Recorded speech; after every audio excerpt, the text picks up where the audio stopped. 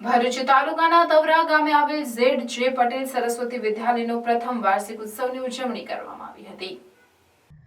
ભરૂચ તાલુકાના તવરા ગામે ગામના વડીલો અને આગેવાનો દ્વારા ગામની દીકરીઓ અને દીકરાઓને બહાર ભણવા ન જવું પડે, જેને ધ્યાનમાં લઈ તેઓએ 1983માં શાળાની સ્થાપના કરવામાં આવી। દત્તુભાઈ શુક્લાના મકાનમાં 3 ઓરડામાં ભાડેથી શાળા શરૂ કરવામાં આવી હતી, જે પ્રણવ વિદ્યા મંદિર તરીકે ઓળખાતી હતી।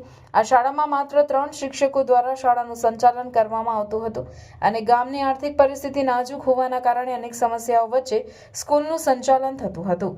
ત્યારે સન 2000માં ઝવેરભાઈ જેસંગભાઈ પટેલ ત્રાલસા જેઓએ શાળાનું નવું ભવન બનાવી શાળાનું નામ ઝવેરભાઈ જેસંગભાઈ પટેલ ZJ પટેલ સરસ્વતી વિદ્યાલય તવરા સ્કૂલનું નામ સરસ્વતી વિદ્યાલય પાડવામાં આવ્યું, જે આજે ભરૂચ જિલ્લામાં ટોપ 10માં આવતી શાળાઓમાંની એક શાળા છે। આ શાળા અતિ આધુનિક લેબ સાથે સુસજ્જ છે। તદુપરાંત શાળામાં અતિ આધુનિક જીમ અને તમામ વર્ગો સ્માર્ટ વર્ગ હોવાથી આ શાળા અત્યારે ખૂબ જ સારું શિક્ષણ બાળકોને આપી રહી છે। ત્યારે આ શાળા 2017માં જિલ્લામાં શ્રેષ્ઠ શાળા તરીકે પણ એવોર્ડ પ્રાપ્ત કર્યો હતો। ઉપરાંત ZJ પટેલ સરસ્વતી વિદ્યાલયમાં નારી શક્તિઓને લઈને પણ વિશેષ કાર્યક્રમનું આયોજન કરવામાં આવતું હોય છે। અહીં આવતા બાળકોને હેલ્થની પણ ચિંતા કરવામાં આવતી હોય છે। દરેક બાળકોને સ્વાસ્થ્ય તપાસ સહિતની તમામ પ્રવૃત્તિઓ પણ શાળા સંચાલકો દ્વારા કરવામાં આવતી હોય છે।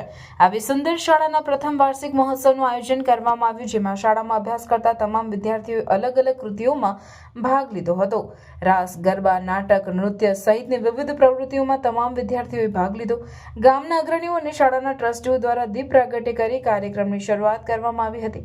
આ કાર્યક્રમમાં શાળામાં અભ્યાસ કરતા વિદ્યાર્થીઓની કૃતિઓ જોઈ તેઓના વાલીઓ અને ગામ લોકો પણ ભાવુક થઈ ગયા હતા। ખૂબ જ મોટી સંખ્યામાં ગ્રામ લોકો પણ આ કાર્યક્રમ નિહાળવા તવરા હાઈસ્કૂલ પહોંચ્યા હતા। આ કાર્યક્રમમાં વાર્ષિક ઉત્સવ જ નહીં, પરંતુ શાળામાં ધોરણ 10માં વર્ષ 2024-25માં શ્રેષ્ઠ દેખાવ કરનાર વિદ્યાર્થીઓને પુરસ્કાર પણ શાળા તરફથી એનાયત કરાયા હતા। આ સાથે જ શાળાના ભૂતપૂર્વ વિદ્યાર્થીઓ કે જેઓ આજે તેઓએ કોઈકને કોઈક સિદ્ધિઓ પ્રાપ્ત કરી છે, તેવા તમામ વિદ્યાર્થીઓને પણ શાળા સંચાલકો દ્વારા પુરસ્કાર એનાયત કરાયા હતા। તથા આ કાર્યક્રમમાં ખાસ વિશેષ લોક ગાયક ધર્મેશ બારોટ પણ ઉપસ્થિત રહી બાળકોને 2-3 લોકગીત ગાયક બાળકોના ઉત્સાહમાં પણ વધારો કર્યો હતો। કાર્યક્રમમાં ખૂબ જ મોટી સંખ્યામાં ગ્રામજનો અને વાલી સહિત ખૂબ જ મોટી સંખ્યામાં ગ્રામજનો કાર્યક્રમ નિહાળવા ઉપસ્થિત રહ્યા હતા।